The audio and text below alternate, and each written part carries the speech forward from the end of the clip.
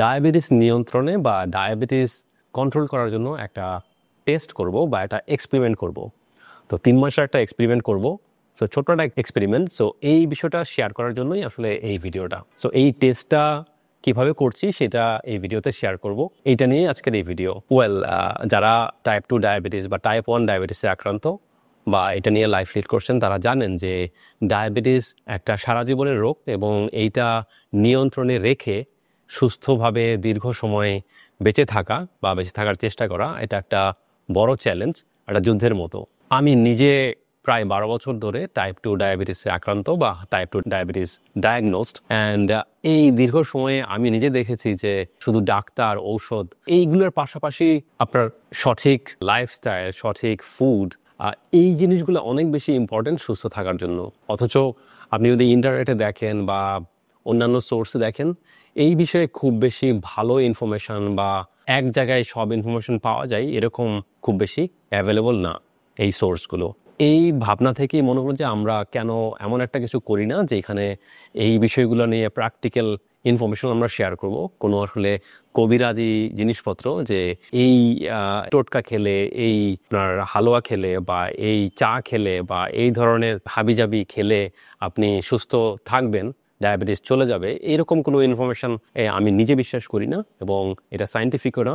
যেগুলো সায়েন্টিফিক না, যেগুলোর আসলে কোনো বেজ নাই, সেই সব অপতথ্য যেগুলো রয়েছে ডায়াবেটিস নিয়ে, সুস্থ থাকা নিয়ে, সেগুলোর বাইরে এসে প্র্যাকটিক্যাল বিষয়গুলা যদি আমরা এই চ্যানেলে শেয়ার করতে পারি তাহলে আমি মনে করি সবার ভালো হবে। সো আমার উদ্দেশ্য থাকবে এই চ্যানেলে মূলত এইসব প্র্যাকটিক্যাল বিষয় নিয়ে আসা, যে লাইফস্টাইলে কোন কোন জিনিস আমরা প্র্যাকটিস করতে পারি এবং সেগুলো আমাদের ডায়াবেটিস, সুগার বা ডায়াবেটিস রিলেটেড অন্যান্য কমপ্লেক্সিটিকে কীভাবে ইম্প্যাক্ট করে বা আমরা কীভাবে ভালো থাকতে পারি, সেইগুলোর প্র্যাকটিক্যাল জায়গাগুলো আমার এক্সপিরিয়েন্স থেকে আমি শেয়ার করার চেষ্টা করব। তো একইভাবে হয়তো বা আপনারাও শেয়ার করবেন যদি আমাদের এই চ্যানেলে আমরা রেগুলার অ্যাক্টিভ থাকতে পারি। সো এই উদ্দেশ্যেই মূলত চ্যানেলটা নিয়ে চিন্তা ভাবনা করা। সো এবার কথা আসলে, আমি বেশ কিছুদিন আগে যেহেতু টাইপ 2 ডায়াবেটিসে আক্রান্ত, আমি ডাক্তারের কাছে গেলাম। ডাক্তার আমাকে কিছু পরামর্শ দিলেন এবং বললেন যে আগে যে আমার ওষুধটা ছিল, আগে আমি একটা ওষুধ খেতাম, এবার ডাক্তার কাছে যাওয়ার পরে 15 ডেজের মতো আগে, তখন এই ভিডিওটা যখন করছি তার 15 ডেজ আগে হয়তোবা,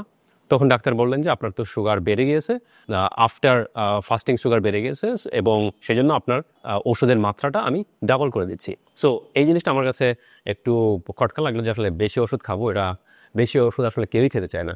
তো তখন আমি ইন্টারনেটে দেখছিলাম, তখন আমি ইউটিউবে একটা ভিডিও দেখছিলাম। সো আমার ওই চ্যানেলটার নাম মনে নেই, কিন্তু উনি একটা পরামর্শ দিলেন ওই ভিডিওতে এবং উনি বেশ এক্সপার্ট টাইপের কেউ একজন হবে। আমি যে দেখলাম ওনার চ্যানেলটা অনেক বড়, ইংলিশে ওই চ্যানেলটা। তো উনি বলছিলেন যে ছোট্ট একটা অভ্যাস, এটা যদি করা হয় সেই ক্ষেত্রে আপনার খাওয়ার পরে আপনার সুগারের মাত্রা নিয়ন্ত্রণে রাখা সম্ভব অনেকখানি। ঔষধ বাদ দিতে উনি বলেন নাই, বাট এই জিনিসটা এক্সট্রা করতে বলেছেন।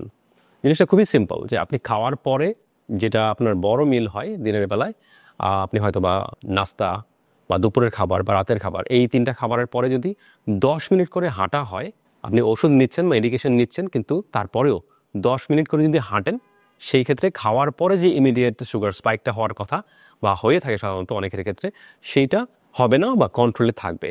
এটা ওনার মতামত ছিল বা উনি ওপিনিয়নটা এভাবে দিয়েছিলেন। সো আমার কাছে এই জিনিসটা খুব একটা সুন্দর একটা অ্যাডভাইস মনে হয়েছে। মনে হচ্ছে এটা করাটা খুব টাফ না। আমি অন্যান্য যা যা করি সেটার পাশাপাশি এটা কেন করি না, করে দেখি যে আসলে খাবার পরে আমার যে সুগার স্পাইকটা হচ্ছে সেটা আসলে কতটা নিয়ন্ত্রণে থাকে বা ওভারঅল আমার ডায়াবেটিস এর কন্ডিশন বা হেলথ কন্ডিশন কতটা ইমপ্রুভ করে। তো এই জন্য আমি এটা স্টার্ট করেছি। আমি বেশি দিন হয় না, স্টার্ট করেছি 15-20 দিন হবে এবং এই জিনিসটা আমি আগামী 3 মাস কন্টিনিউ করব এবং 3 মাস পরে আমি আবার সব ডায়াবেটিসের যা যা টেস্ট করা দরকার সবই করব, করে আবার ডাক্তারের কাছে যাব এবং 3 মাস পরে আমি আমার এক্সপিরিয়েন্সটা আমি এই চ্যানেলে আবার শেয়ার করব এবং ইন দ্য মিন টাইম আমি চেষ্টা করব যে খাবার পরেও আবার 2 ঘন্টা পর পর টেস্ট করে সেগুলো রেকর্ড রাখা এবং সেই জিনিসগুলো হয়তো আমি এই চ্যানেলে আরেকটা ভিডিওতে এসে শেয়ার করার চেষ্টা করব। জিনিসটা খুব টাফ না, তাই আমার মনে হচ্ছে জিনিসটা করে দেখা যেতে পারে। সো আপনারাও করতে পারেন এবং আপনাদের মধ্যে যদি কেউ কেউ অলরেডি এই জিনিসটা ট্রাই করে থাকেন, সেটা আমাদেরকে কমেন্টে জানাতে পারেন। সেক্ষেত্রে আমিও জানতে পারবো এবং এই রিলেটেড যাদের আগ্রহ রয়েছে, টাইপ 2 ডায়াবেটিস আক্রান্ত, যাদের সুগার স্পাইক ইস্যু রয়েছে খাবারের পরে, তারা হয়তো উপকৃত হতে পারবেন। সো এখানে ডিসক্লেমারটাই, অ্যাকচুয়ালি আমি কোনো এক্সপার্ট না। আমি যেহেতু একজন ডায়াবেটিক পেশেন্ট, আমার যে রেগুলার এক্সপিরিয়েন্স সেই জিনিসগুলো আমি এই চ্যানেলে শেয়ার করব। সো এখানকার ইনফরমেশনগুলো আপনি অ্যাপ্লাই করার আগে অবশ্যই আপনি নিজে ডাক্তারের সাথে কথা বলে নেবেন বা নিজের চিন্তাভাবনা বা নিজে ভালো মতো ভেবে চিনতে সেই জিনিসটা করতে যাবেন। অ্যান্ড লাস্টলি চ্যানেলটা নিয়ে আবার একটু বলি। সো আমাদের চ্যানেলের নাম চিনি কম। সো এই চ্যানেলের নাম দেখে বুঝতে পারছেন মূলত আমরা ডায়াবেটিস সংক্রান্ত কথাবার্তা বলবো, ডায়াবেটিস লাইফস্টাইল, বা এখানে কোনো সরাসরি এক্সপার্ট ওপিনিয়ন আমরা এখানে শেয়ার করবো না বা কোনো অ্যাডভাইস দিব না, যেহেতু আমি নিজে কোনো এক্সপার্ট না, আমি একজন পেশেন্ট, আগেও বলেছি। এই চ্যানেলে আমি আমার এক্সপিরিয়েন্সগুলো শেয়ার করব, একই সাথে আমি চেষ্টা করব এই বিষয়ে যারা এক্সপার্ট তাদেরকে এখানে নিয়ে আসা, তাদের কাছ থেকে আমাদের যা যা জানা সেই বিষয়গুলো আমরা এই চ্যানেলে পাবলিশ করার চেষ্টা করব, যাতে সবাই আমরা উপকৃত হতে পারি। যদি আপনি একজন টাইপ 1 বা টাইপ 2 ডায়াবেটিসে আক্রান্ত মানুষ হয়ে থাকেন এবং আপনি ফিল করে থাকেন যে ডায়াবেটিস নিয়ে ভালো থাকার জন্য আমাদেরকে অনেক কিছু করতে হবে, শুধু ঔষধ খেলে হবে না, ওষুধের পাশাপাশি আমাদের জীবনযাত্রায় আমাদের খাদ্যাভ্যাস, আমাদের ব্যায়াম করা, আরও ছোট ছোট অভ্যাস গড়ে তোলা, সেইগুলাই আমাদেরকে ভালো রাখবে বা দীর্ঘ জীবন আমাদেরকে দিতে পারে। ডায়াবেটিস নিয়েও তাদের সবাইকে বলবো আমাদের চ্যানেলটিকে অবশ্যই সাবস্ক্রাইব করে রাখবেন, পাশে থাকা বেল বাটনটিকে চেপে রাখবেন, যাতে যখনই আমরা নতুন কন্টেন্ট পাবলিশ করি তখনই যেন আপনি জানতে পারেন। এবং অবশ্যই ইন্সপায়ার করব যে আপনার ওপিনিয়ন আমাদের সাথে শেয়ার করুন, যাতে আমরা সবাই অ্যাজ এ কমিউনিটি ভালো থাকতে পারি, সুস্থ থাকতে পারি।